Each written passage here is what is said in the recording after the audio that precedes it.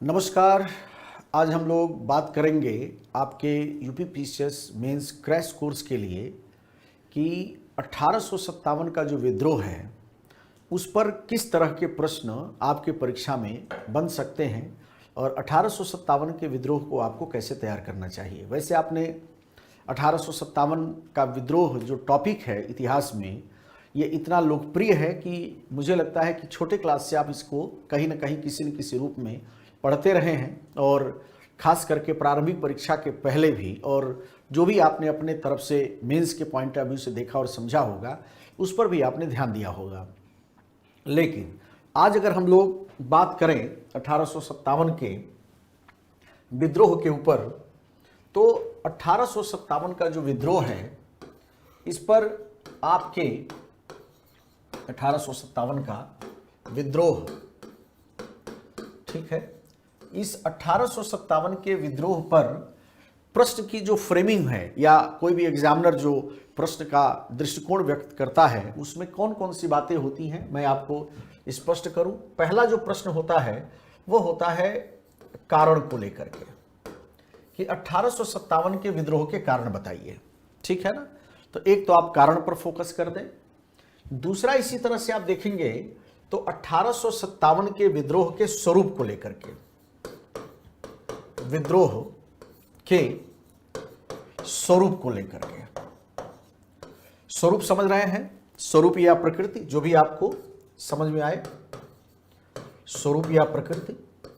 तो ये स्वरूप या प्रकृति पर आपका प्रश्न बनता है, और स्वरूप और प्रकृति पर जब प्रश्न बनता है तो निश्चित रूप से ये जो पढ़ने वाले विद्यार्थी हैं असल में उनको यहीं पर आकर के यह समझ आता है कि इतिहास में कुछ बातें टिपिकल भी हो जाती हैं। जैसे कोई कहना चाहता है कि 1857 का विद्रोह जो था ये राष्ट्रीय विद्रोह था, तो कोई कहता नहीं ये सैनिकों का और किसानों का प्रजातांत्रिक गठजोड़ था। ऐसे तमाम प्रकार की बातें आपको इस विद्रोह के स्वरूप के ऊपर पढ़ने को आती हैं। एक इसी तरह का भाव होता है कि 1857 के विद्रोह की असफलता क्यों हुई, तो असफलता का कारण यह आपसे पूछा जा सकता है। और एक प्रश्न आपका अगर देखेंगे तो 1857 के विद्रोह का परिणाम, ठीक है, परिणाम क्या रहा। तो मिला जुला करके अगर आप ध्यान देंगे तो ऐसे में आपके पास जो प्रश्न हैं वो कितने हो गए, मूल रूप से 1857 के ऊपर ये 4 तरीके के प्रश्न का निर्माण होता है। तो निश्चित तौर पर 1857 का जो विद्रोह है यह एग्जाम के पॉइंट ऑफ व्यू से तो महत्वपूर्ण है ही, इसमें तो आपको किसी भी प्रकार के संशय का शिकार नहीं होना चाहिए। निश्चित रूप से इसमें चीजें पूछी जाती हैं। चूंकि 1757 में जब प्लासी का युद्ध हुआ और भारत में अंग्रेजी साम्राज्य की स्थापना का एक तरह से दौर शुरू हुआ, तो लगभग 100 साल तक ईस्ट इंडिया कंपनी का उद्देश्य केवल यह था कि कैसे कंपनी के साम्राज्य का विस्तार किया जाए और अधिक से अधिक आर्थिक शोषण किया जाए। इससे जनता में असंतोष उत्पन्न हुआ। उसने समय समय पर असंतोष व्यक्त करने का प्रयत्न भी किया और ब्रिटिश सरकार ने बलपूर्वक ऐसे आंदोलनों को कुचल दिया। सैनिकों में भी सरकार की नीतियों के प्रति असंतोष व्याप्त था। और 1766 में बंगाल तथा 1896 में आपको याद होगा कि वेल्लोर में सैनिकों ने असफल विद्रोह किया। धीरे धीरे जनता और भारतीय सैनिकों का असंतोष चरम पर पहुंच गया, जिसके परिणाम स्वरूप 1857 का भयंकर विद्रोह हुआ, जिससे ब्रिटिश सरकार को यह एहसास हुआ कि हमारे खिलाफ इतना सशक्त विद्रोह की स्थिति भी उत्पन्न हो सकती है। यह अलग बात था कि यह विद्रोह पूरी तरह से असफल रहा और भारत के लोग, जो भी कारण रहा हो, लेकिन अंग्रेजों के खिलाफ इस विद्रोह को अपने सफलता के रूपरेखा में परिवर्तित नहीं कर पाए। तो सवाल यह है कि जो 1757 में प्लासी का युद्ध हुआ और 1857 में जो विद्रोह हुआ है, इस 100 साल के लेखे जोखे के तरफ आप बढ़ेंगे तो यह आपको कारण के तौर पर दिखाई देगा। ठीक, अब जब कारण में आप जाते हैं तो निश्चित तौर पर अगर मैं इसको क्लासिफाई कर दूं आपको प्रश्न के दृष्टि से, ठीक है, तो हम लोग लिख सकते हैं 1857 के विद्रोह का कारण, ठीक है ना। 1857 के विद्रोह का कारण, ठीक है। तो 1857 के विद्रोह का कारण अगर आपसे पूछा जाए तो कारण कितने प्रकार के हैं? स्वाभाविक है, आप जानते हैं, सबसे पहला जो कारण है वह है राजनीतिक कारण। कौन सा है? राजनीतिक कारण। अब राजनीतिक कारण में क्या क्या है वो बाद में हम लोग बात करेंगे। उसी तरह से अगर दूसरे कारण की तरफ बढ़ा जाए तो दूसरे कारण के तौर पर प्रशासनिक कारण आपको पढ़ना होगा। राजनीतिक के बाद प्रशासनिक कारण, ठीक, प्रशासनिक कारण। इसी तरह से अगर हम लोग तीसरे कारण के तौर पर देखें तो सामाजिक कारण, सामाजिक कारण, ठीक है। इसी तरह से अगर आप देखेंगे तो धार्मिक कारण है, धार्मिक कारण। इसी तरह से आप देखेंगे तो आर्थिक कारण है, आर्थिक कारण। इसी तरह से एक और आप इसमें शामिल कर लेंगे तो सैनिक कारण है, सैनिक कारण। और इसी तरह से और आगे बढ़ेंगे तो आपको तात्कालिक कारण मिलेगा। इतने कारण हैं अगर आप 1857 के विद्रोह को देखें। और इन सब कारणों में अगर मूल भावना समझने की कोशिश किया जाए तो 1757 जो प्लासी है और 1857 का जो विद्रोह है, इसके बीच का जो 100 साल का समय है, 100 वर्ष का, ये आपके समझ में आना चाहिए। ठीक है, इन 100 वर्षों के प्रभाव का परिणाम रहा कि 1857 के विद्रोह की श्रृंखला स्थापित हुई थी। ठीक है ना। तो हम लोग एक एक मुद्दे पर बात करेंगे और मैं कोशिश करूंगा कि आपको बातों को पॉइंट्स में बताऊं, क्योंकि बातें बहुत ज्यादा हो जाएंगी। और चूंकि आपका ये टॉपिक अब तक जो मैंने कहा वो टेक्स्ट में इसलिए लिखवाया क्योंकि आप उनके टेक्स्ट से अच्छे से परिचित नहीं थे। यहां पर भाषा को लेकर के समस्या नहीं है, यहां पर बातें कौन कौन सी हैं जो कि आपको रिकॉल करना चाहिए, उस तरह के मुद्दे को हम लोग इसमें शामिल करेंगे। तो जैसे मैं सबसे पहला अगर राजनीतिक कारण पर बात करूं, ठीक है ना, राजनीतिक कारण, राजनीतिक कारण। अब राजनीतिक कारण में ठीक कौन कौन से मुद्दे शामिल हैं? तो सबसे पहली बात यह थी कि भारत में अंग्रेज जो थे वो उनकी साम्राज्य की विस्तारवादी जो नीति थी। तो इसमें अगर हम लोग यहां से लिखना शुरू करें, ठीक है, अगर हम लोग इसमें ऐसे कर लें, अंग्रेजों की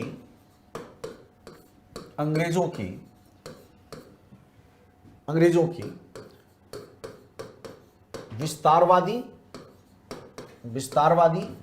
या साम्राज्यवादी नीति, या साम्राज्यवादी नीति। ठीक है। तो अंग्रेजों की विस्तारवादी या साम्राज्यवादी जो नीति रही है, यह भी कहीं न कहीं अंग्रेजी सत्ता के विस्तार में जो तकलीफ भारत के लोगों को मिल रहा था, यह एक बड़ा कारण के तौर पर था। और आप जानते हैं अवध के नवाब को गद्दी से हटाया गया था, गोद निषेध लेने के अंतर्गत झांसी, सतारा, नागपुर सब राज्यों को ब्रिटिश साम्राज्य का अंग बनाया गया था, मुगल सम्राट बहादुर शाह द्वितीय के साथ उचित व्यवहार नहीं किया गया था। और सबसे बड़ी बात यह थी कि अगर आप एक किताब लिखा था रसेल ने 1860 में, वो प्रकाशित हुई माई डायरी इन इंडिया में, तो आप उस समय की दुर्दशा के वर्णन पर आप व्यापक तरीके से पढ़ सकते हैं। और आप देखेंगे कि पेशवा के दत्तक पुत्र नाना साहब की पेंशन बंद कर दी गई, कर्नाटक है, तंजौर है कि शासकों के साथ भी ऐसा ही व्यवहार किया गया, अवध में तालुकदारों के अधिकार छीन लिए गए। तो इस तरह से आप देखेंगे राजनीतिक कारण के अंतर्गत आपको पहला जो अंग्रेजों की विस्तारवादी या साम्राज्यवादी नीति थी उसमें इस तरह की बातें हैं। तो मैं ज्यादा नहीं आपको यहां पर मेंशन कर दूं, विस्तारवादी नीति या साम्राज्यवादी नीति के अंतर्गत, या अगर आपको इच्छा है कि 2 लाइन हम इसमें लिख ही दें, ठीक है, तो आप इसको लिख लीजिए। ठीक है, लेकिन हर जगह ये पॉलिसी फॉलो नहीं करूंगा मैं। ठीक है, तो आप लिख सकते हैं अगर थोड़ा सा इसको विस्तार किया जाए तो इसमें सीधे भाषा का प्रयोग करेंगे। अंग्रेजों ने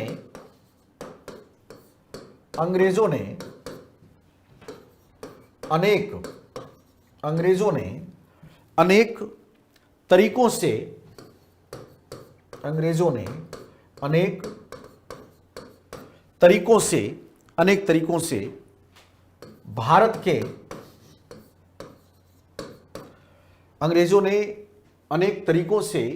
भारत के विभिन्न क्षेत्रों को भारत के विभिन्न क्षेत्रों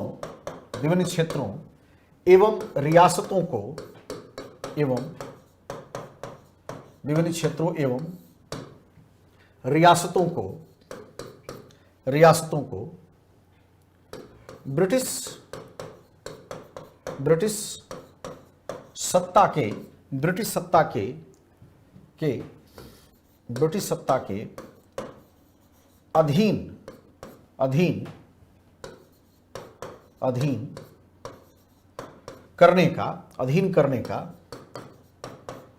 अधीन करने का प्रयास किया। ठीक है। आप देखेंगे अवध के नवाब को अवध के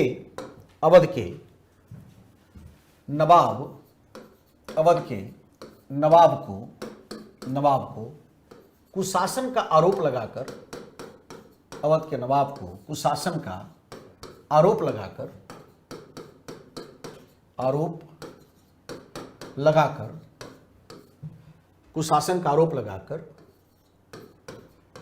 उसकी सत्ता छीन ली गई।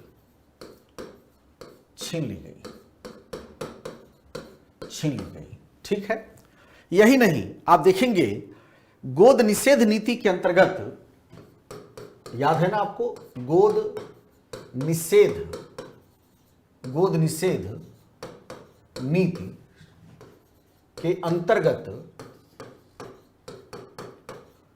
निषेध नीति के अंतर्गत झांसी,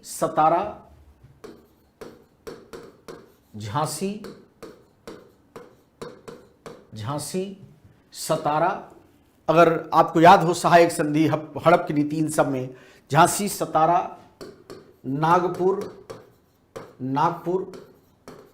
आदि। ठीक है। इस तरह के जो क्षेत्र थे आदि को ब्रिटिश राज्य का अंग घोषित किया गया। आदि को ब्रिटिश सत्ता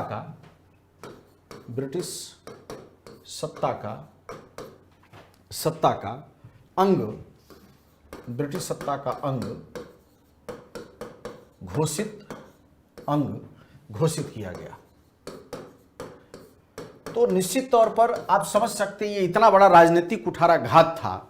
आप देखेंगे कि जो मुगल सम्राट बहादुर शाह जफर हैं, उनके साथ में भी दुर्व्यवहार किया गया। अंतिम मुगल शासक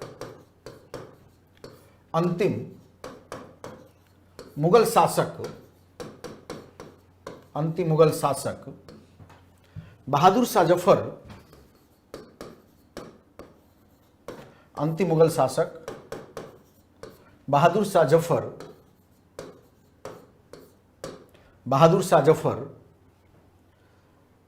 शासक बहादुर शाह जफर के साथ अंग्रेजों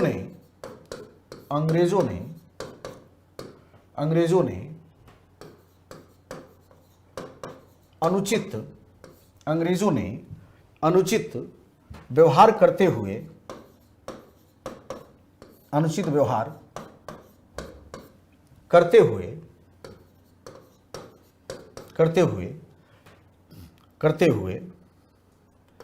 उनके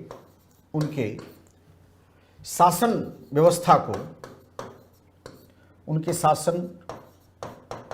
व्यवस्था को पूरी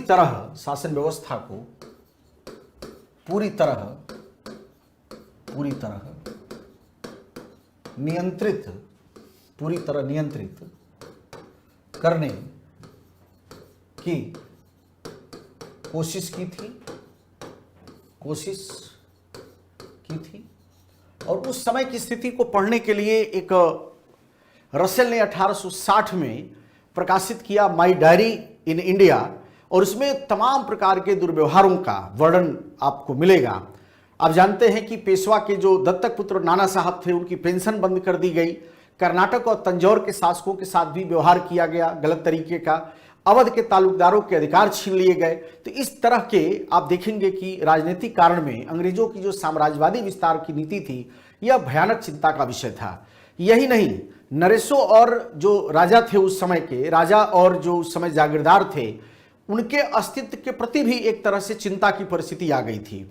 ईस्ट इंडिया कंपनी द्वारा भेजे गए प्रशासकों, विशेषकर डलहौजी की जो नीतियां हैं, भारतीय राजाओं और जागीरदारों में अपने अस्तित्व के प्रति चिंता उत्पन्न हो गई थी। उनके हृदय में अंग्रेजों के प्रति विद्वेष की जो भावनाएं पनपने लगी थी, ये सभी आप देखेंगे राजनीतिक तौर पर उस समय दिखाई देती हैं। तो आप लिख सकते हैं सेकंड पॉइंट के अंतर्गत, ठीक है, इसमें कुछ खास नहीं है। अगर हम लोग सीरियल की बात करें तो दूसरा पॉइंट इसमें आपको ध्यान रखना है, सेकंड पॉइंट, ठीक है। सेकंड पॉइंट अगर आप ध्यान देंगे तो राजाओं और जागीरदारों, राजाओं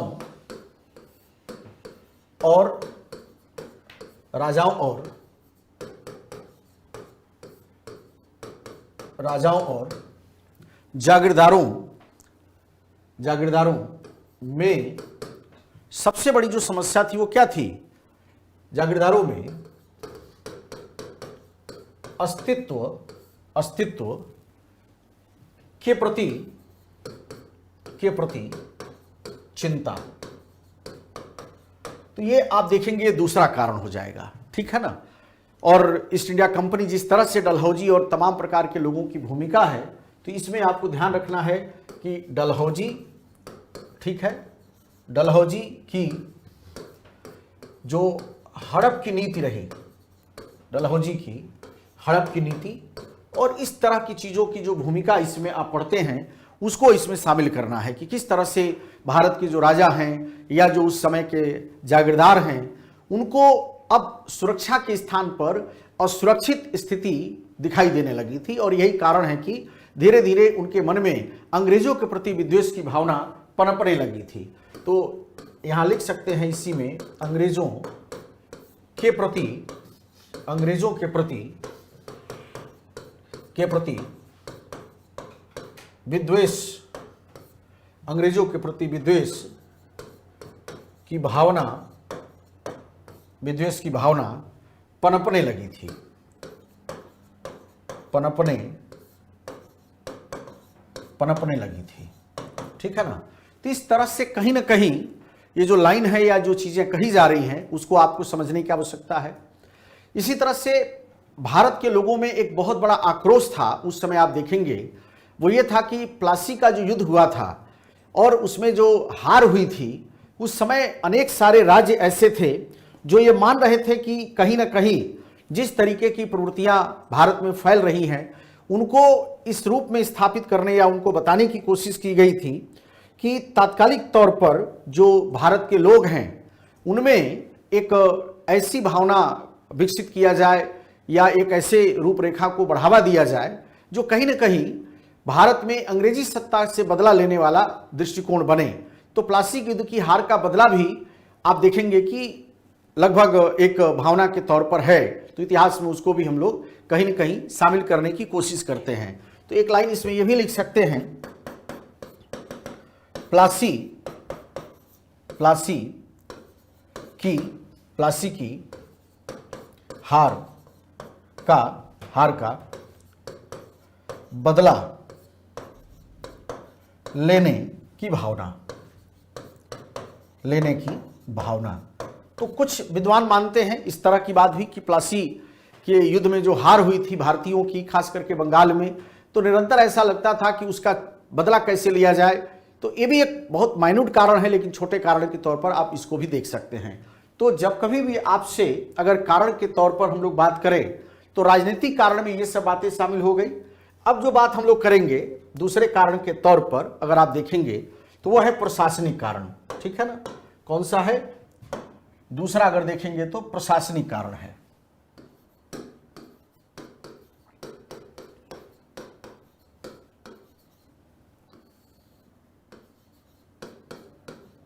प्रशासनिक कारण, प्रशासनिक कारण, ठीक है। अब प्रशासनिक कारण के अंतर्गत आप थोड़ा सा फोकस करेंगे तो आपको कुछ बातें बड़े स्पष्ट भाव से दिखाई देंगी। भारतीयों को उच्च पदों से एक तो वंचित करने का प्रयास जो अंग्रेजों का था, यह बहुत ही खतरनाक तरीका था। दूसरा था न्यायिक व्यवस्था में दोष था, ठीक है। तो बल्कि हम लोग एक एक करके अगर इसको हम लोग लिखना शुरू करें, पहला क्या था? न्यायिक, ठीक है, न्यायिक व्यवस्था में दोष, न्यायिक व्यवस्था में दोष। तो एक तो कारण यह है जो न्यायिक व्यवस्था में दोष था उस समय, प्रशासन में सबसे बड़ी समस्या थी। क्या व्यवस्था थी दोष के रूप में इस समय? तो आप देखेंगे कि अंग्रेजों द्वारा स्थापित जो न्याय प्रणाली थी यह भारतीयों के लिए बिल्कुल नहीं थी, ठीक है। तो न्यायिक प्रणाली, न्यायिक प्रणाली, न्यायिक प्रणाली भारतीयों के, न्यायिक प्रणाली भारतीयों के हित में नहीं थी, हित में नहीं थी। एक तो ये बात है, हित में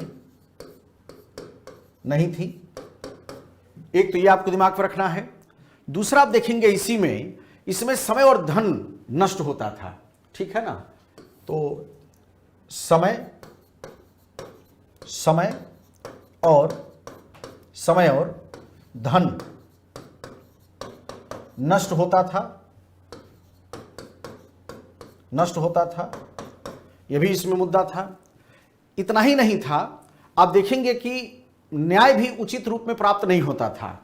तो यह भी आप लिख सकते हैं कि न्याय भी उचित रूप में प्राप्त नहीं होता था। अगर बहुत मेहनत कर भी लिया, उचित रूप में प्राप्त नहीं, ठीक है। न्याय भी उचित रूप में प्राप्त नहीं होता था। यही नहीं, आप देखेंगे भारतीय जजों की अदालतों में अंग्रेजों के विरुद्ध मुकदमे नहीं चलाए जा सकते थे। तो यह भी एक तरह से आप इसमें शामिल कर सकते हैं कि भारतीय जजों की अदालत में अंग्रेजों पर मुकदमा नहीं, अंग्रेजों पर मुकदमा नहीं।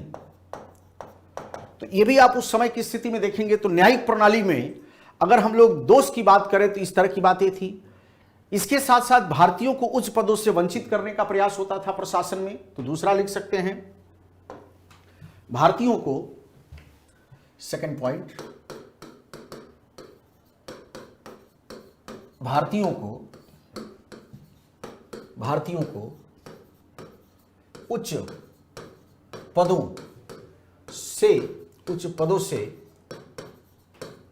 पदों से वंचित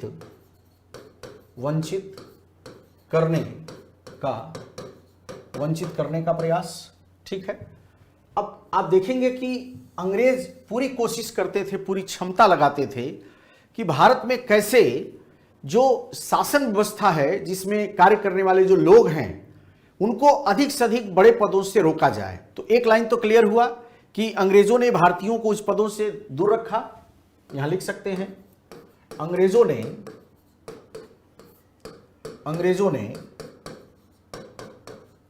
भारतीयों को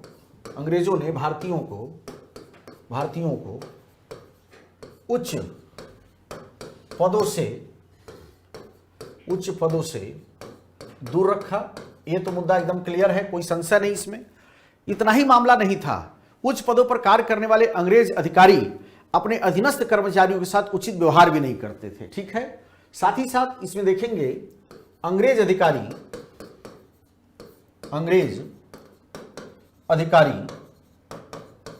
अंग्रेज अधिकारी अपने अपने अपने अधीनस्थ, जो उनके सबऑर्डिनेट होते थे, अपने अधीनस्थ भारतीय कर्मचारियों के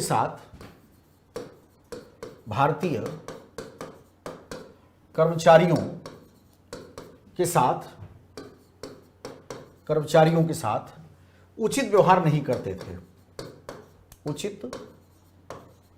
उचित व्यवहार के साथ उचित व्यवहार नहीं करते थे। उचित व्यवहार नहीं करते थे। ठीक है ना? तो ये भी आपको दिखेगा। इसके अलावा अगर आप थोड़ा और इसके बारे में जानने की कोशिश करेंगे तो 1833 का चार्टर एक्ट जब भारत में आया, और आप जानते हैं कि उसमें वर्ग, धर्म, वंश और जाति के आधार पर सरकारी नौकरी में भेदभाव को समाप्त किया गया, किंतु इसके बाद भी अंग्रेजों के द्वारा इसको पालन करने में पर्याप्त कोताही बरती गई। तो आप यहां पर एक लाइन और लिखेंगे कि 1833 के चार्टर एक्ट 1833 के चार्टर एक्ट में, ठीक है, 1833 के चार्टर एक्ट में वर्ग, धर्म, वंश, जाति के आधार पर, जाति के, यहां पर मैं लिख देता हूं, जाति के आधार पर भेदभाव नहीं करने की बात कही गई थी। लेकिन व्यवहार में इसका पालन नहीं होता था। ठीक है? अब ये जो सारी स्थिति है वो क्या बता रही है कि अंग्रेजी सत्ता जिस रूप में काम कर रही थी या प्रशासन को चलाने के क्रम में जिस तरीके की बातें हो रही थी, उसमें बड़े पैमाने पर कहीं न कहीं समस्याएं विद्यमान थी। यही नहीं, भूराजस्व द्वारा अधिक कर की वसूली करने का जो प्रयास था वो भी एक बड़ा कारण था। ये भी हम लोग लिख सकते हैं तीसरे पॉइंट के अंतर्गत। आपको केवल अधिक से अधिक बातें अपने स्मरण में रखना है, क्योंकि मुझे मालूम है कि आपने 1857 पर बहुत पढ़ रखा है। तो भूराजस्व प्रबंधकों द्वारा, ठीक है, तो लिख सकते हैं भूराजस्व के रूप में अधिक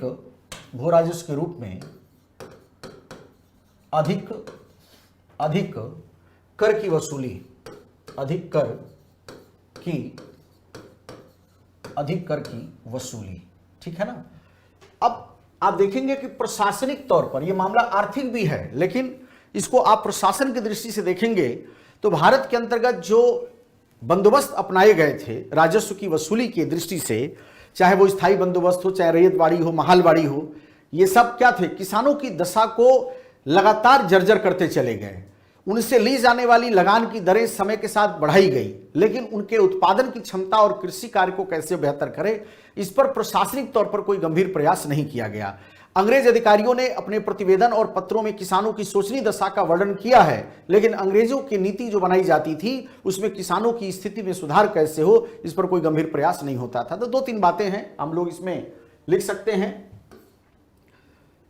स्थायी बंदोबस्त, स्थायी रैयत, और तीसरा क्या था? महालवाड़ी। ठीक है? स्थायी रैयत, महालवाड़ी बंदोबस्त के माध्यम से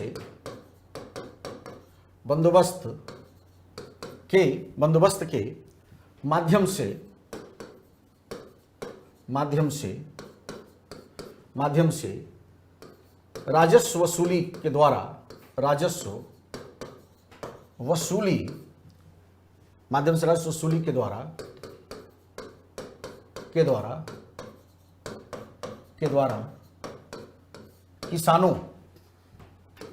की दशा, किसानों की दशा लगातार जर्जर होती चली गई, लगातार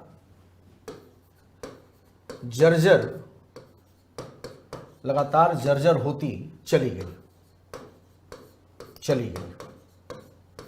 ठीक है ना। और सबसे महत्वपूर्ण बात यह थी कि जो वसूली हो रही थी, प्रशासनिक तौर पर किसानों की माली हालत छोड़िए, उनके साथ में प्रशासन कहीं पर भी ऐसा व्यवहार नहीं करता था जो उनकी दशा सुधारने वाला हो। तो आप यहां पर एक लाइन जोड़ देंगे और प्रशासनिक व्यवस्था के अंतर्गत, प्रशासनिक दृष्टि से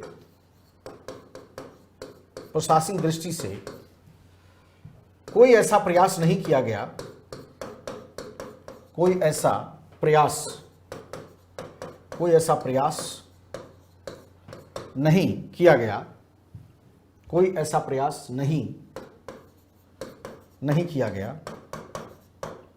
गया जिससे किसानों की स्थिति सुधरे, किसानों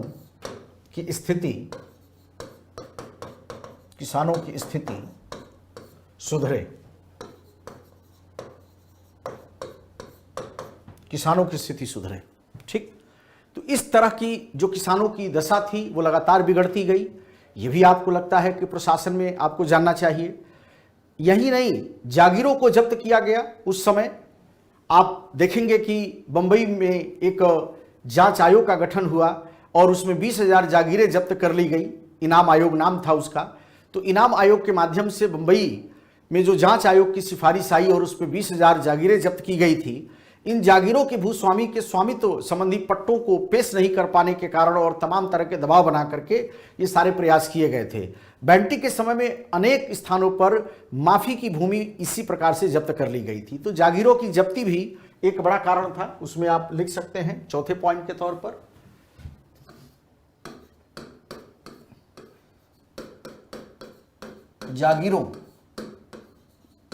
जागीरों की जब्ती। ठीक है। आप लिख सकते हैं डलहौजी के काल में, बल्कि ऐसे लिख लीजिए, जो पद्धति आपकी है सीधा, डलहौजी के काल में इनाम आयोग के माध्यम से, इनाम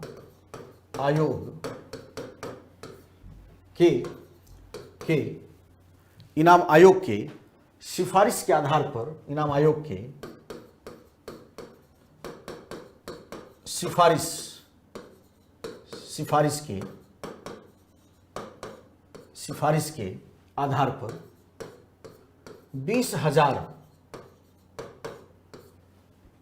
के आधार पर 20,000 जागीरें, ठीक है, जागीरें छीन ली गई। ठीक है ना। एक तो ये दोष था। दूसरा, इसी में अगर आपको याद रखना हो कि जागीरों के जब्ती का मामला किस रूप में आगे बढ़ा था, तो बेंटिक के समय में, लॉर्ड विलियम बेंटिक जब था, ठीक, बेंटिक के काल में, ठीक है ना, बेंटिक के काल में अनेक स्थानों पर,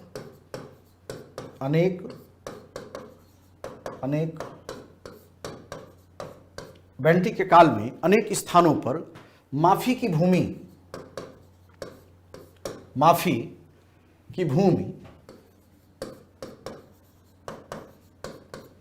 भूमि जब्त कर ली गई, भूमि जब्त की गई थी। तो स्वाभाविक है प्रशासन के तरफ से इस तरह की भी समस्याएं लगातार खड़ी की गई थी। इसी तरह से अगर हम लोग, ये दो कारण आपके सामने आ गए, हम लोगों ने ध्यान से समझने की कोशिश करना है। मैं केवल आपको रिफ्रेश कर रहा हूं कि जैसे आपने राजनीतिक कारण के अंतर्गत अगर बात आएगी तो कैसे सोचना है, प्रशासनिक कारण पे सोचना है क्या क्या, ये दो हमने बात आपसे की। अब जो बात मैं करूंगा वो सामाजिक कारण के रूप में करूंगा कि सामाजिक कारण के तौर पर आप किन किन मुद्दों को इसमें शामिल करते हैं। ठीक है, अब तीसरा अगर आप देखें तो सामाजिक कारण है।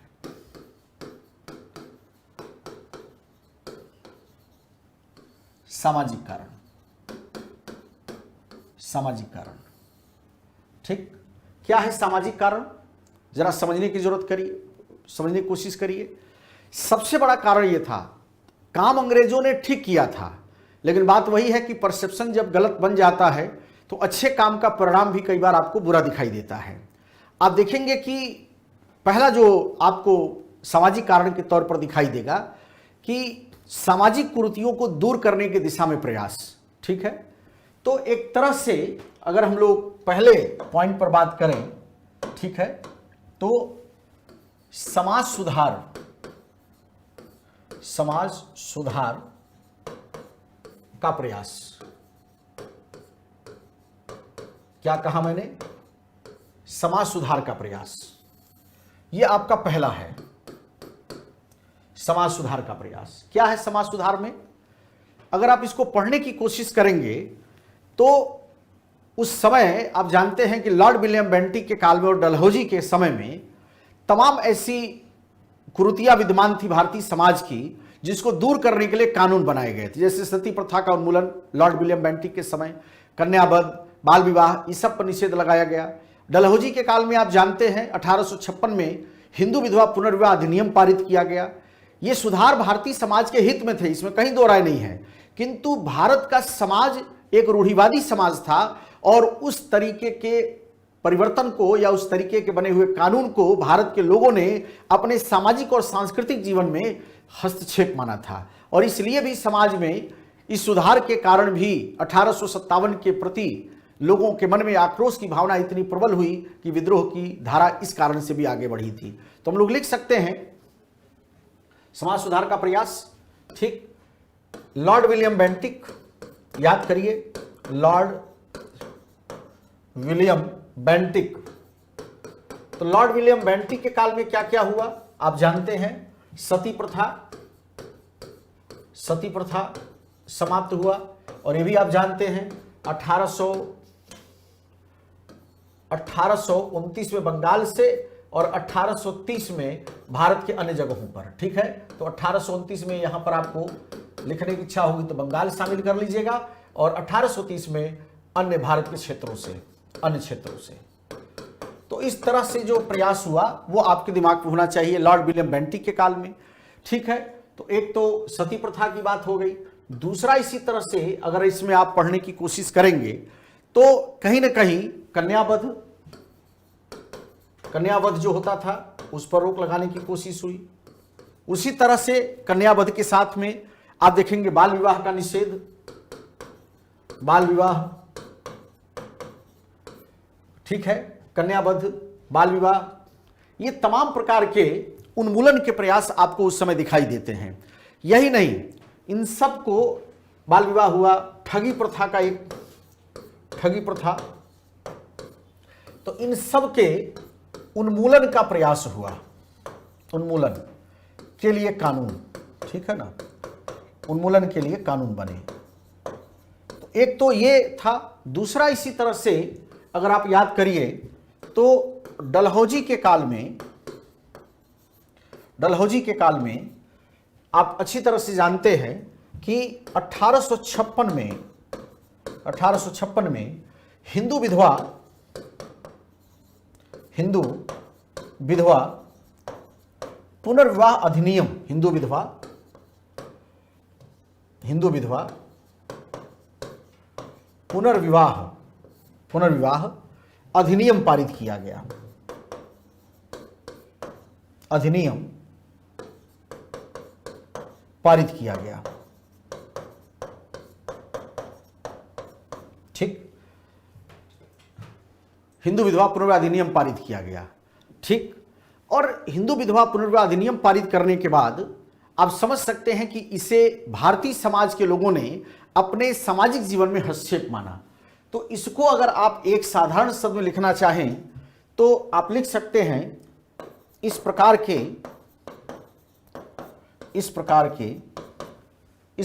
सुधार को हिंदू समाज के लोगों ने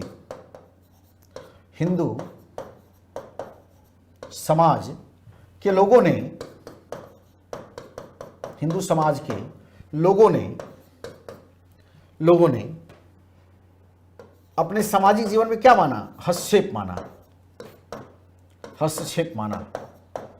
तो ये सब जो कारण हैं या इस तरह की जो बातें हैं वो कहीं ना कहीं आपको दिखाई देगी। सामाजिक कुरीतियों के दूर करने के प्रयास में भी इस तरह की स्थिति आई। इसी तरह से आप देखेंगे कि रेल, डाक तार, इस तरह की चीजें जो भारत में आई, क्योंकि भारत उसमें शिक्षा का स्तर काफी नीचे है और लोगों को लगा कि रेल से, तार से, इन सब के विकास कर जाने से भारतीय संस्कृति पर यह एक प्रकार का प्रहार है। जेलों में, सैनिक छावनियों में सबके लिए एक स्थान पर भोजन के प्रबंध की गई, जिससे लोगों को लगा हमारा धर्म भ्रष्ट हो जाएगा। कारागारों में सभी जातियों कैदियों के साथ रखने पर व्यवस्था में आपत्तिजनक स्थिति आई। तो सांस्कृतिक प्रहार की स्थिति भी एक बड़े कारण के तौर पर, सामाजिक तौर पर देख सकते हैं। तो दूसरा कारण अगर मैं यहीं पर जोड़ दूं, ठीक है, दूसरे कारण के तौर पर, तो वो मुख्य रूप से संस्कृति पर प्रहार,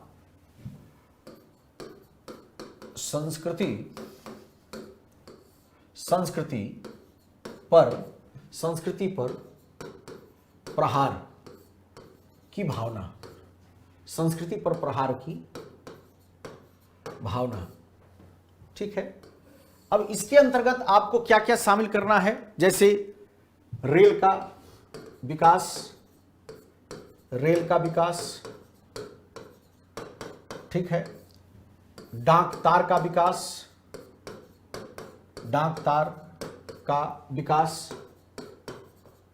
ठीक है ना, डाक तार का विकास। इसके अलावा जेलों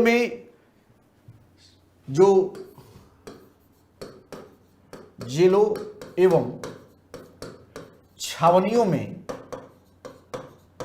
जेलों और छावनियों में जो कैंटोनमेंट होता था, एक स्थान पर भोजन बनना, जेलों छावनियों में एक स्थान पर भोजन बनना या भोजन पकाना, ये सभी कारण के तौर पर था, भोजन पकाना।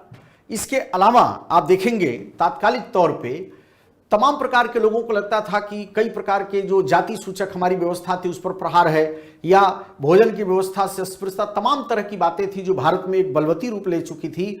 इनको कहीं न कहीं प्रभावित करने की कोशिश जो हुई उस दौर में, यह एक महत्वपूर्ण घटक के तौर पर था, ठीक है।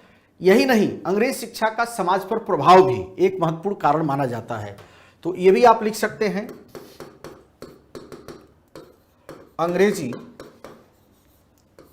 अंग्रेजी, ठीक है, शिक्षा का समाज पर प्रभाव, अंग्रेजी शिक्षा का समाज पर प्रभाव, ठीक है।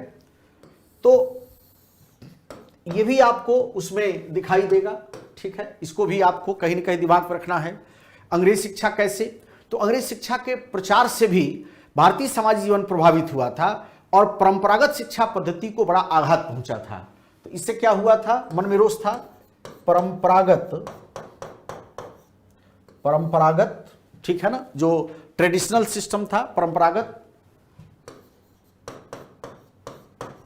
भारतीय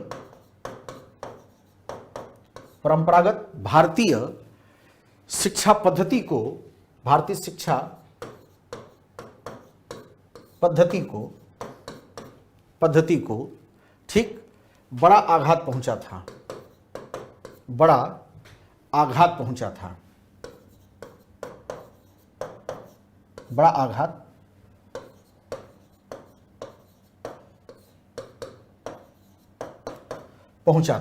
ठीक है।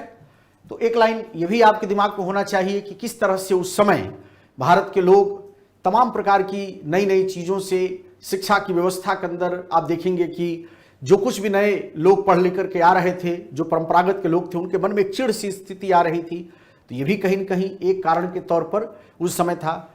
उसी तरह से देखेंगे धर्म परिवर्तन पर भी पैतृक संपत्ति का जो मामला था कि अगर पुत्र पिता का धर्म छोड़ करके और नया धर्म स्वीकार कर लेता है तो भी उसको उसके पिता की संपत्ति में किसी भी प्रकार से अधिकार में कमी नहीं की जाएगी। ठीक है, तो ये भी एक प्रकार से आपको सामाजिक कारण के तौर पर दिखाई देता है। तो हम लोग चौथे पॉइंट के रूप में इसे भी आप दिमाग में रख सकते हैं। केवल उत्तर में जितनी बातें स्मरण में आ जाए सबको आपको शामिल करने की कोशिश करना है। तो धर्म परिवर्तन करने वाले व्यक्ति को पैतृक संपत्ति का अधिकार देने के लिए कानून बनाया गया। ठीक है, तो धर्म परिवर्तन के बाद भी पैतृक संपत्ति में अधिकार, धर्म परिवर्तन के बाद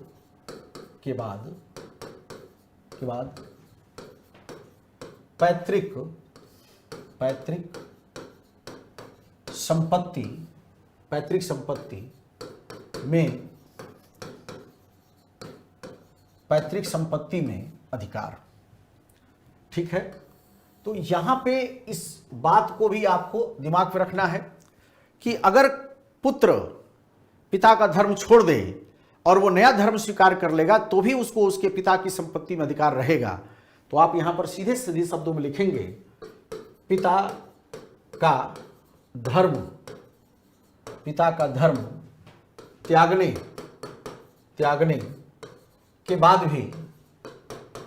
के बाद भी पुत्र को पिता की संपत्ति में अधिकार, पुत्र को पिता की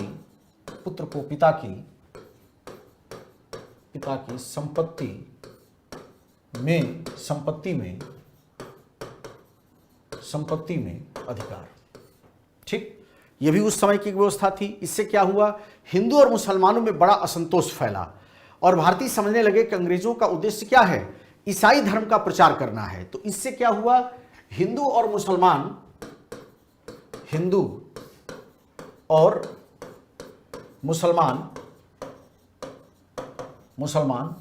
दोनों असंतुष्ट हुए। मुसलमान दोनों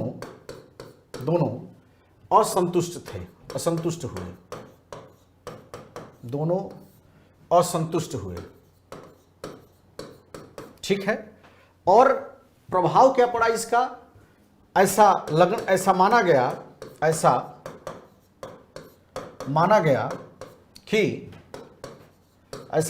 कि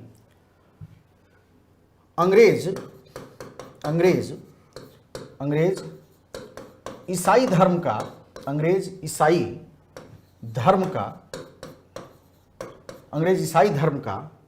अधिक से अधिक प्रचार करना चाहते हैं। ईसाई धर्म का अधिक से अधिक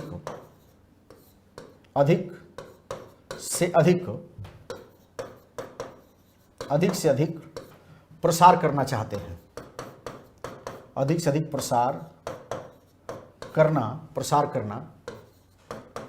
प्रसार करना चाहते हैं। ठीक है, तो ये भी एक तरह से इसमें कही गई बात थी जो आपको दिमाग में रखने की आवश्यकता है। धर्म परिवर्तन की बात हमने कर दिया।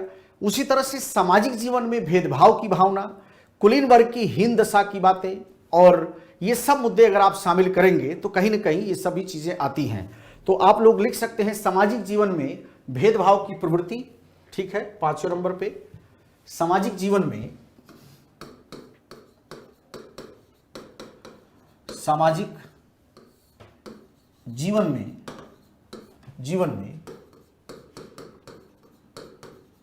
भेदभाव, सामाजिक जीवन में भेदभाव की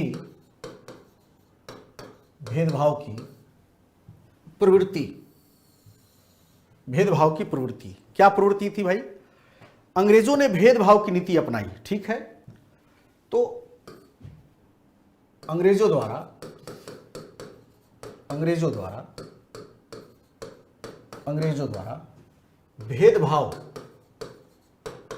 भेदभाव को बढ़ावा देना, ये उनके एक नीति का हिस्सा था, बढ़ावा देना।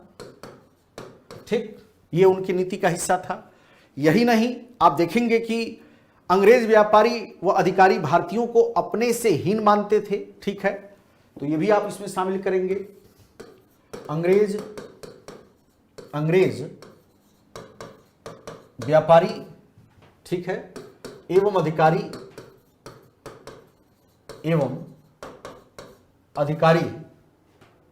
भारतीयों को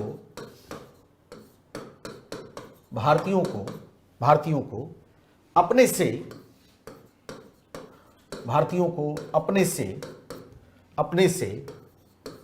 हीन मतलब कहीं न कहीं एक तरह से निम्न मानना, अपने से हीन समझते थे। तो ये भी उस समय की कारण में आपको मिलेगा। वे आप देखेंगे कि उस समय की कोई भी आत्मसम्मान युक्त जाति, उस समय अंग्रेजों ने ऐसी व्यवस्था बनाने का प्रयास कर दिया था कि कोई भी व्यक्ति अंग्रेजों के द्वारा जो व्यवहार किया जाता, मतलब ऐसी भावना जिसको कि आप सुनेंगे तो आपको घृणा लगेगी।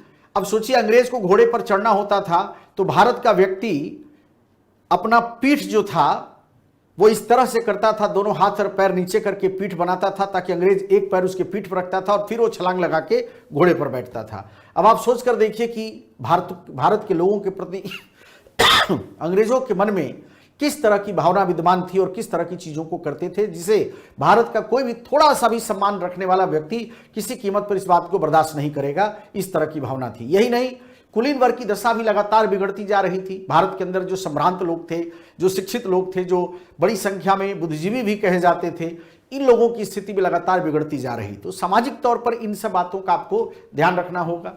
अगला जो कारण है वो है धार्मिक कारण, ठीक है ना।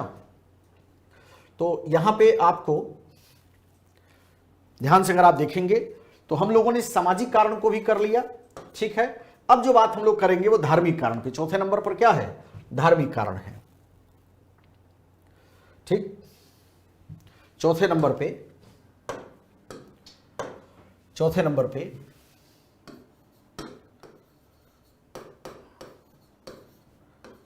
धार्मिक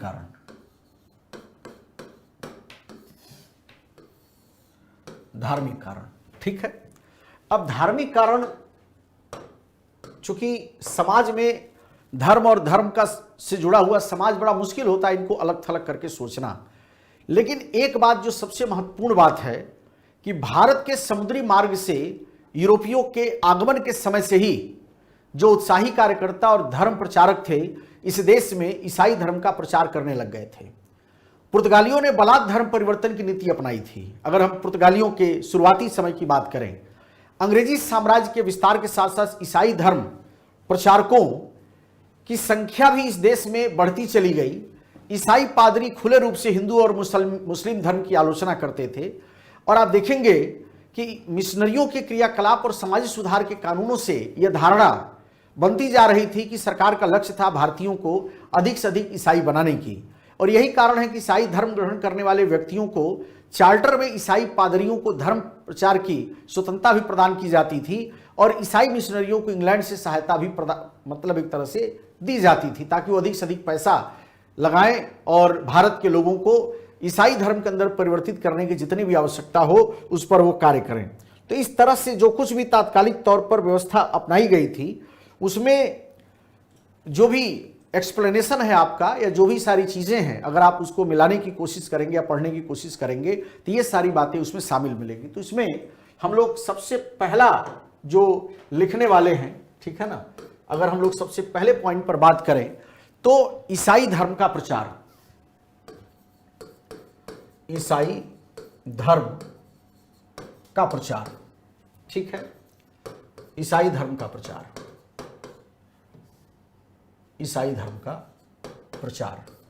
अब कुछ याद ना हो अगर आपको इसके बारे में तो एक लाइन तो जरूर आप याद रखेंगे कि 1813 के चार्टर अधिनियम में, किसमें 1813 के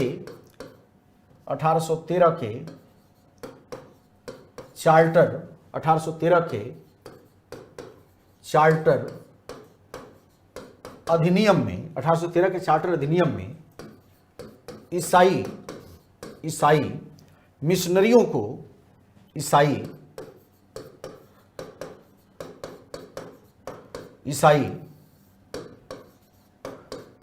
ईसाई मिशनरियों को, ठीक है, ईसाई मिशनरियों को भारत में ईसाई धर्म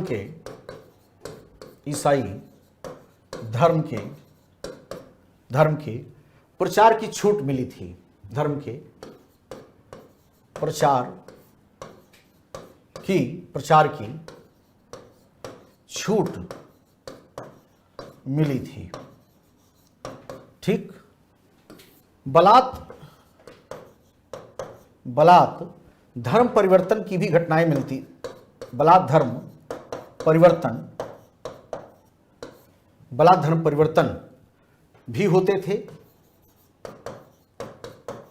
थे। तो ऐसी स्थिति में ईसाई मिशनरियों, मैंने कहा कि मिशनरी स्कूलों को इंग्लैंड से सहायता मिलती थी, आप इसमें लिख सकते हैं, ठीक है। मिशनरी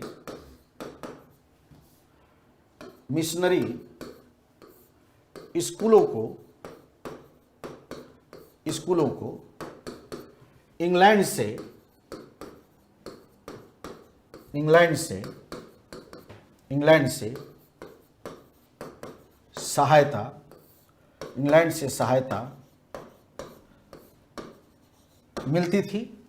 इंग्लैंड से सहायता मिलती थी। यही नहीं, ईसाई धर्म ग्रहण करने वाले व्यक्तियों को सुविधाएं दी जाती थी, ठीक है। आप इसमें यह भी लिख सकते हैं, यहां से कैरो कहां से निकलेगा, ऐसे, ठीक है। ईसाई धर्म स्वीकार करने वालों को क्या मिलती थी, वालों को सुविधाएं दी जाती थी। तो ये तमाम तरह की बातें अगर आप देखेंगे तो ईसाई धर्म के प्रचार के संदर्भ में आपको प्राप्त होती हैं। और निश्चित तौर पर भारत के जो लोग थे उनको इन सब गतिविधियों को देख करके बहुत ही नकारात्मक प्रकार के विचार उत्पन्न होते थे। लगता था कि कहीं ये अंग्रेजों का इरादा हम लोगों के राजनीतिक सत्ता को जिस तरह से ये लगातार कमजोर कर रहे हैं, कहीं हमारी धर्म और संस्कृति को भी ये समाप्त करने का विचार लेकर के तो काम नहीं कर रहे हैं। तो ये तमाम तरह की जो चीज़ें हैं अंग्रेजों के शासनकाल में, वो आपको इस रूप में प्राप्त होती हैं जिससे कि आपको पढ़ने की आवश्यकता है, ठीक है। तो इसको भी आप अपने आंसर में कहीं न कहीं जगह देने की कोशिश करेंगे। इसी तरह से अगर आप थोड़ा और विस्तार पूर्वक इसको देखें तो तात्कालिक तौर पे जो उस समय की स्थिति बनाई गई थी, आप अगर याद करिए तो बड़े पैमाने पे जो धर्म के मामले को लेकर के था, या भारत के अंदर जो ईसाई धर्म या धर्म के मसले पर और भी तमाम प्रकार की बातें थी जो इसमें जगह दिया गया है या शामिल किया गया है। लोगों का धर्म भ्रष्ट करने का प्रयास भी होता था, उनको नीचा दिखाने का प्रयास होता था, तमाम प्रकार के इस तरह के धार्मिक क्रियाकलाप होते थे। तो धार्मिक मसले पर आपको इतना ही लिखने का आवश्यकता, इससे ज़्यादा आपको कोशिश नहीं करना है। अगले पॉइंट पर अगर हम लोग चले तो अगर मैं आपको बता दूं तो अब जो बात हम लोगों ने धार्मिक कर लिया, अब हम लोग बात करेंगे आर्थिक कारण पे, ठीक है ना। तो आर्थिक कारण पर देखिए क्या मुद्दा है, ठीक, 5वें नंबर पे आर्थिक कारण।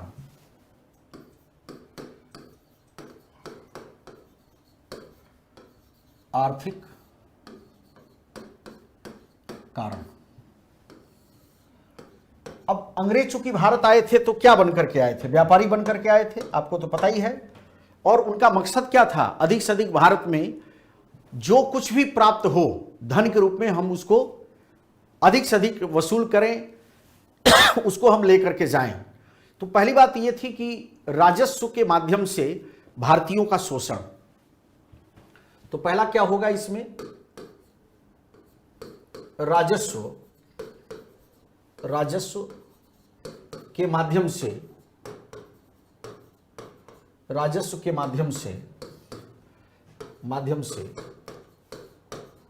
भारतीयों का शोषण। अब इसके बारे में कुछ भी अलग से नहीं लिखना है, भारतीयों का शोषण, ठीक है। अब इसमें आपको कुछ भी ऐसा नहीं है जो मैं कहूं कि नया है जो आपको पढ़ना चाहिए।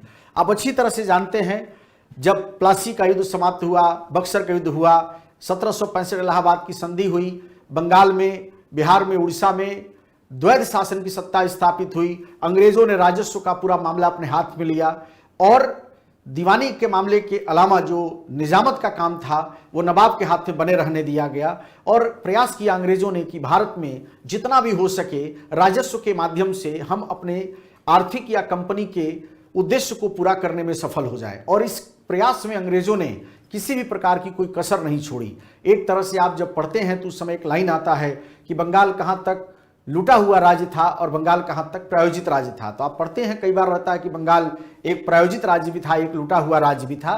तो चूंकि बंगाल में जितने भी नवाब आते गए उन सब में पहले तो कुछ थे जो चुनौती लेते थे सिराजुद्दौला वगैरह के समय तक, लेकिन सिराजुद्दौला के बाद जैसे मीर जाफर, फिर मीर कासिम, फिर मीर जाफर और इस तरह से जो नवाब वहां पर गद्दी पर बैठे वो सारे के सारे अंग्रेजों के हितों के विपरीत जाने का साहस नहीं कर पाए। और यही सारी बातें थी कि अंग्रेजी सत्ता के संचालन के क्रम में इस तरह के बड़े पैमाने के दोष दिखाई देते हैं। तो हम लोग इसमें लिख सकते हैं, अगर आपको लगे कि भारतीयों का जो शोषण हुआ आर्थिक दृष्टि से उसमें बहुत सारे मामले थे। इसी तरह से दूसरा अगर हम लोग इसमें बल्कि आप चाहें तो कुटीर उद्योगों का, ठीक है, इसमें आप लिख सकते हैं जो तात्कालिक तौर पे कुटीर उद्योगों का विनाश हुआ, कुटीर उद्योगों का विनाश, कुटीर उद्योगों का विनाश, यह एक मुद्दा था। दूसरा था कृषि उत्पादन में कमी आई, कृषि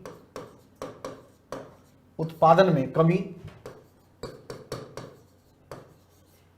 भाई जब राजस्व की उगाही करते जाएंगे उद्योगों के विकास की गति धीमी हुई, उद्योगों के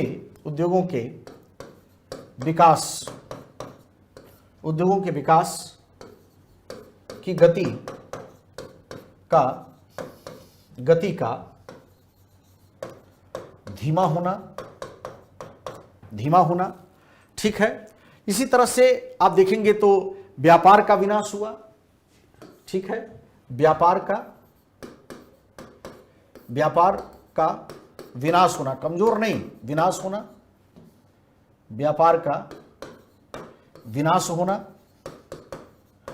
तो इस तरह से ये तमाम राजस्व के माध्यम से भारतीयों के शोषण में ये सारी चीजें क्या होती चली गई, कमजोर होती चली गई। यही कारण है कि अगर हम लोग देखें तो उसमें एक और बड़ी बात आप शामिल कर सकते हैं, वह था बड़े पैमाने पर धन का निष्कासन, धन का निष्कासन। तो ये सब चीजें जो थी वो राजस्व के अंतर्गत आपको समझने की आवश्यकता थी, ठीक है। अंग्रेजों की इन आर्थिक नीतियों के कारण उस समय की परिस्थिति को आप देखेंगे तो देश में गरीबी बढ़ती गई, ठीक है ना। तो आर्थिक कारण से क्या हुआ आप लिख सकते हैं, अगला पॉइंट, गरीबी का विस्तार, गरीबी का विस्तार। तो एक कारण यह भी बना 1857 के विद्रोह में आर्थिक मसले से। साथ ही साथ देखेंगे उद्योगपतियों और व्यापारियों की कमर टूट गई, उद्योगपतियों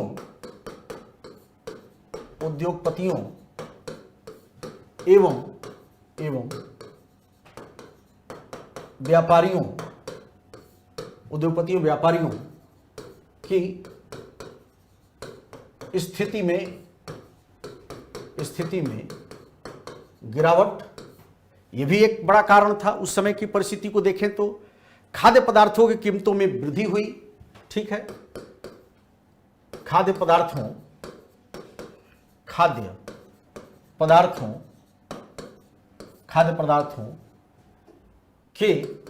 के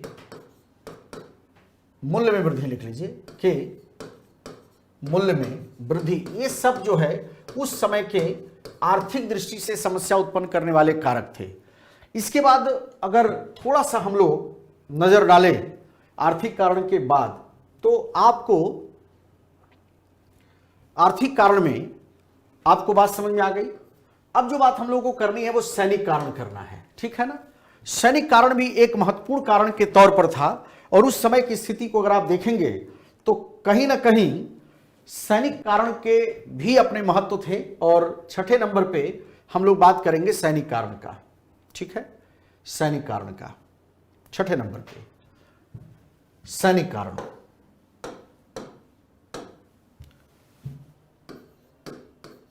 सैनिक कारण,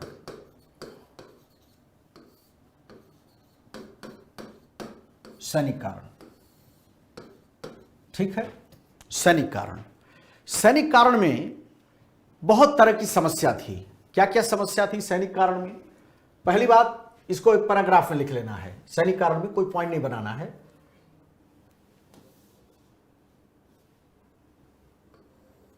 ठीक है, सैनिक कारण में पहली बात यह था, इसमें सैन्य व्यवस्था में नस्लीय भेदभाव था। नस्लीय भेदभाव था, एक बात।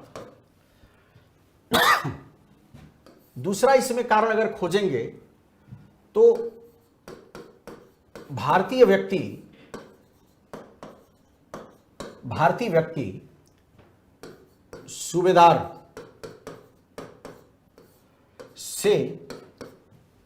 सूबेदार से बड़े पद पर योग्यता के बाद भी योग्यता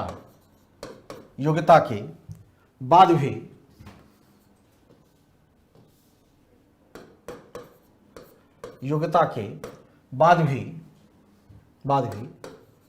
नियुक्त नहीं हो सकता था, के बाद भी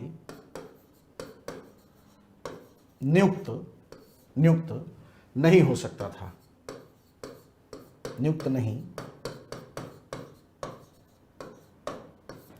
नहीं हो सकता था। ठीक है, यही नहीं, वेतन और भत्ते में भेदभाव था। वेतन एवं भत्ते में भेदभाव था। ठीक है, कम से कम इतनी बातें तो आपको दिमाग में निश्चित रूप से बैठा लेनी चाहिए। आप देखेंगे कि ये सभी कुछ बातें जो भारत के सैनिकों के साथ में था, दंड में अंतर था, दंड के प्रावधान में अंतर था, प्रावधान में असमानता थी। ठीक है, दंड के प्रावधान में असमानता थी। ये सभी प्रकार की बातों को अगर आप थोड़ा सा फोकस करेंगे तो आप सैनिक स्तर पर ये सब कारणों को आप पढ़ेंगे और पाएंगे। लेकिन मेरा जो आपको बताने और समझाने के पीछे का दृष्टिकोण है, उसमें जो बात आपके दिमाग में होनी चाहिए वो ये है कि असल में सेना की बनावट ही ऐसी की गई थी कि अंग्रेजों का जो श्रेष्ठाधिकार है वो विस्तृत रूप से खड़ा हो जाए, और जो गिरावट है भारतीय समाज के अंदर का, उसका लाभ लेकर के अंग्रेज अपने व्यवस्था को मजबूत करें। इस तरह की तमाम सारी चीजें आपको इसमें मिलेगा। अब अंतिम जो बात इसमें हमें कहना है सैनिक कारण के बाद, अगर आप ध्यान से देखेंगे तो हम लोग सैनिक कारण के बाद बात करेंगे तात्कालिक कारण के ऊपर, जिसके कारण अंतिम रूप से इस घटना को प्रारंभ होने का कारण बना था। तो 7वां नंबर हो गया। 7वें नंबर पर, ठीक है, तात्कालिक कारण।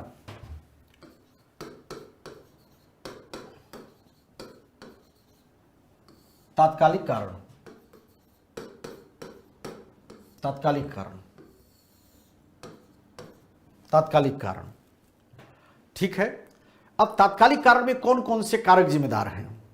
सबसे महत्वपूर्ण बात अगर आपको याद हो तो तात्कालिक कारण में यही था, चर्बी युक्त कारतूस का प्रयोग। चर्बी युक्त कारतूस का प्रयोग, चर्बी युक्त कारतूस का प्रयोग। ठीक है ना। आप देखेंगे उस समय मैं थोड़ी कहानी सुना दूं आपको, ताकि अगर कहीं आवश्यकता पड़ेगी तो आप उसका भी उपयोग कर लें और अपने उत्तर को पूरा कर लें। आप जब अंग्रेजी सत्ता का हम लोग अध्ययन करते हैं और भारत के अंदर जब तात्कालिक कारण को समझने की कोशिश करते हैं 1857 के विद्रोह में, तो अंग्रेजों ने क्या किया था, उस समय एक बंदूक प्रयोग होती थी जिसका नाम था ब्राउन बेस बंदूक, ठीक है। और अंग्रेजों ने तय किया कि उसके स्थान पर हमको इनफील्ड राइफल सेना को देना है, और उसमें जो कारतूस प्रयोग होता था, उस कारतूस के प्रयोग के स्तर पर अगर आप देखेंगे तो कहीं ना कहीं कारतूस के जो व्यवस्था थी उस समय, उसमें जो कॉर्क लगता था ऊपर की तरफ, आप जानते हैं कि उसमें गाय और सूअर के चर्बी होने की बात उस समय चर्चा में थी, अफवाह में थी। और इसके लिए 3 जगह पर परीक्षण भी किया जाना था। एक तो आपका दमदम में होना था, इसके बाद एक अंबाला में होना था, और एक आपके जो तात्कालिक तौर पर देखा जाए तो इस समय पाकिस्तान वो क्षेत्र पड़ता है, ठीक है, वहां पर किया जाना था। तो कहीं ना कहीं आपको चाहे दमदम हो, चाहे अंबाला हो, चाहे अन्य कोई क्षेत्र हो, उन जगहों पर इसके प्रयोग और इसके परीक्षण की बात की गई थी। लेकिन अंततः जब आप देखेंगे ये परीक्षण नहीं हो पाया और अफवाह ये फैलती चली गई चारों तरफ, और इस बेस ब्राउन बंदूक के स्थान पर इनफील्ड राइफल की प्रयोग की जो स्थिति थी, उसने भारत के सैनिकों के मन में यह भावना पैदा कर दिया कि अगर इसमें गाय और सूअर की चर्बी मिली हुई है, ठीक है, तो कहीं ना कहीं ये जो गाय और सूअर की चर्बी है, गाय चूंकि हिंदू धर्म के लोगों के लिए किसी कीमत पर मुंह में डालना या उसके मांस को छूना ये किसी कीमत पर स्वीकार्य नहीं है, उसी तरह से सूअर की जो चर्बी है, मांस है, वो मुसलमान नहीं छू सकते थे। और इस तरह से गाय और सूअर के चर्बी के मिश्रण की जो स्थिति थी और जो सारी बातें थी, वो सब इसमें निकल करके सामने आई थी।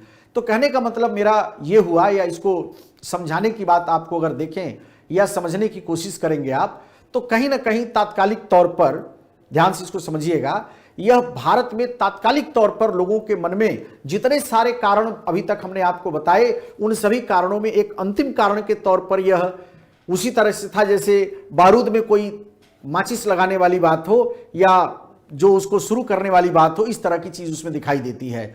और आप जानते हैं कि मंगल पांडे नाम के बड़े ही प्रसिद्ध व्यक्ति थे, जिन्होंने, अगर आप देखें तो तात्कालिक तौर पे 29 मार्च 1857 को बैरकपुर छावनी में उन्होंने अपने 2 एजुडेंट अधिकारी ह्यूसन और बाग की हत्या कर दी, और इस तरह से 8 अप्रैल को उन्हें बैरकपुर छावनी में ही फांसी दे दिया गया। और इस तरह से वह घटना 10 मई 1857 को मेरठ के लोगों के द्वारा, जो वहां के सैनिक थे, उन्होंने विद्रोह किया, और इस तरह से औपचारिक रूप से 1857 के विद्रोह की शुरुआत हो गई। तो ये बातें जो हैं वो तात्कालिक तौर पर आपको लिखनी है। मैं 2-3 बातें इसमें शामिल कर देता हूं जिससे कि आप इसे थोड़ा व्यवस्थित कर लेंगे, ज्यादा नहीं, क्योंकि उत्तर में आप समझ पा रहे होंगे कि कारण के संदर्भ में हम लोगों ने बहुत सारी बात कर लिया है, लेकिन इसमें जो बात करनी है, ठीक है, आप लिखेंगे ब्राउन बेस बंदूक, ब्राउन बेस बंदूक के स्थान पर, ब्राउन बेस बंदूक के स्थान पर इनफील्ड राइफल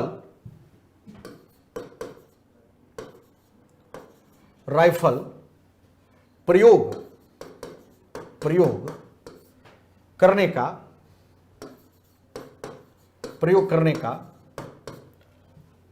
का ब्रिटिश सेना द्वारा या ब्रिटिश शासन द्वारा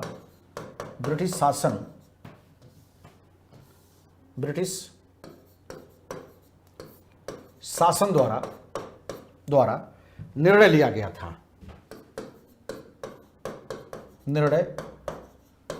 था, ठीक है ना, लिया गया था। और आप जानते होंगे कि दमदम, अंबाला और सियालकोट, ये 3 जगह पे इसका परीक्षण किया जाना था। सियालकोट, ये 3 जगह पे इसका परीक्षण किया जाना था, ठीक है। लेकिन ये तीनों जगह पे परीक्षण का जो मामला था वो कहीं ना कहीं नहीं हो पाया, और इसी दौरान आप देखेंगे कि जो 34वीं नेटिव इन्फेंट्री, 34वीं नेटिव इन्फेंट्री के जवान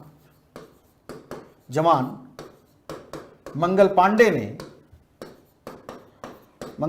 ने ह्यूसन और बाग की हत्या कर दी। ह्यूसन और बाग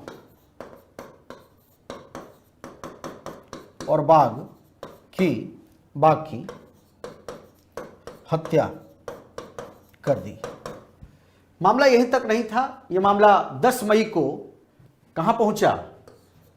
10 मई 1857 मेरठ से विद्रोह की औपचारिक शुरुआत हुई। मेरठ से विद्रोह की औपचारिक शुरुआत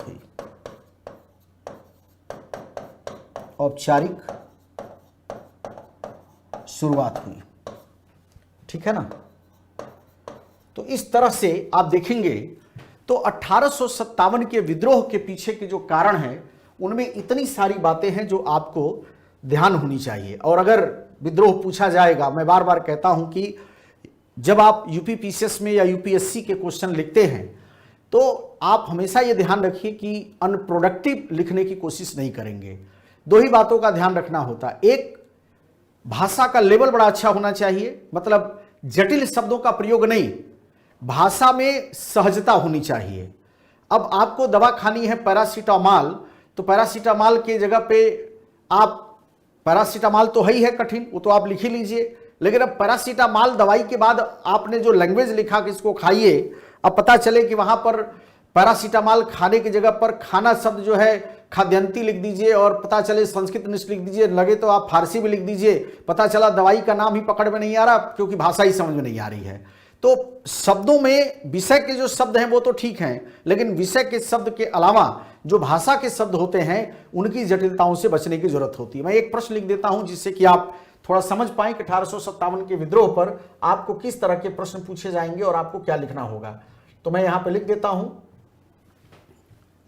प्रश्न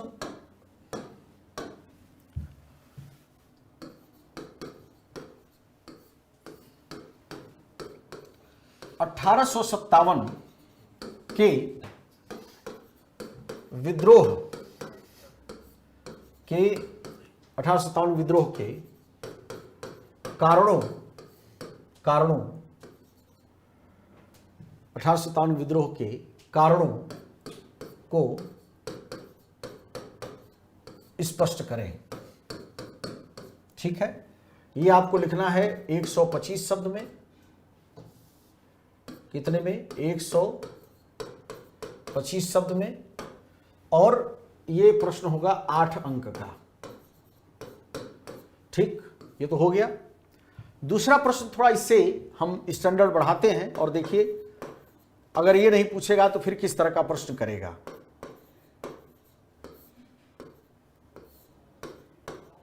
अब जरा इस प्रश्न को देखिए।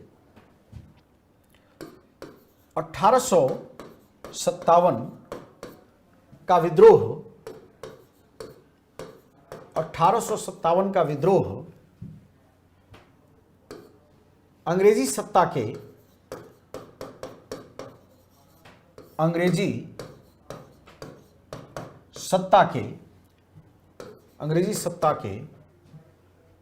100 वर्षों के शोषण की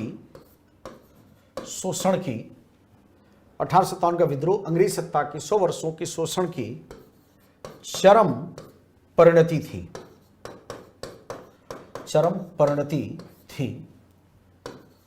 थी, स्पष्ट करें। अब देखिए, बहुत मेहनत करेगा तो आपके प्रश्न को इस रूप में करेगा, और जब ऐसा प्रश्न होगा तो यहां पर 200 शब्दों का प्रयोग कर लेगा और अंक आपको 12 निर्धारित कर दिया जाएगा। तो आपको जैसा भी प्रश्न करे, मेरा निवेदन आपसे यह है कि भाषा कोई भी हो, प्रश्न का रूपरेखा कोई भी हो, आप जब तक इन कारणों को बहुत अच्छे से नहीं जानते हैं, जब तक आप इनके पीछे के अंतर्निहित बातें जो इसमें शामिल हैं, अगर आप उसको ठीक से नहीं पढ़ते हैं या समझते हैं, तो कहीं ना कहीं वो आपकी मुसीबत का कारण बन जाएगा और आप उत्तर को सही भावना के साथ पेश नहीं कर पाएंगे। तो मुझे लगता है कि आज हम लोगों ने कारण पर बात कर लिया है। अगली क्लास जो हम मिलेंगे आपसे, ठीक है, ये मामला और ये पीडीएफ भी रहेगा इसमें, आप बिल्कुल घबराएंगे नहीं, ठीक है। हम लोगों ने कारण पर बात कर लिया है, ठीक है ना। अगली क्लास जो हम लोग मिलेंगे तो विद्रोह के स्वरूप पर हम लोग बात करेंगे, ठीक है, क्योंकि कारण आपके समझ में आ चुका है। विद्रोह के स्वरूप को ही लेकर के सबसे ज्यादा माथापच्ची होती है। इसका विद्रोह राष्ट्रीय था, प्रथम स्वतंत्रता संग्राम था, किसानों सैनिकों का प्रजातांत्रिक गठजोड़ था, भारत के अंदर 1857 के विद्रोह की प्रकृति को स्पष्ट करते हुए उसके वास्तविक चरित्र का निरूपण करें, ऐसे तमाम प्रकार की शब्दावली 1857 के विद्रोह के संदर्भ में आपसे पूछा जाता है। और ये सारे काम जो हैं वो सहजता पूर्वक से होने वाले नहीं हैं। इसलिए अगली क्लास जो हम लोग मिलेंगे तो थोड़ी सी हम आपके साथ में एक दृष्टिकोण ऐसा रखेंगे जिससे कि आप इस स्थिति में चले जाएं कि अगर एनालिटिकल प्रकार के प्रश्न हो, क्योंकि आप ध्यान दीजिए ये जो प्रश्न है यह शुद्ध रूप से विश्लेषण परक होते हैं। ये क्या होते हैं? ये विश्लेषण परक होते हैं। तो अगर कोई विद्यार्थी विश्लेषण की स्थिति में नहीं है, विवेचनात्मक दृष्टिकोण नहीं रखता है अगर वो, तो ऐसे विवेचना या विश्लेषण के अभाव के कारण कई बार इस तरह के प्रश्न आपसे गलत हो जाते हैं। तो मेरा निवेदन है कि आप जब अगली क्लास में हमारे साथ होंगे तो हम लोग इन सब मुद्दों के साथ बहुत ही व्यापकता के साथ और बहुत ही दीर्घकालिक सोच में समाहित होते हुए इन प्रश्नों का उत्तर लिखेंगे। इसी के साथ आज की क्लास को मैं यहीं पर समाप्त करता हूं। आप सभी लोगों को बहुत बहुत धन्यवाद।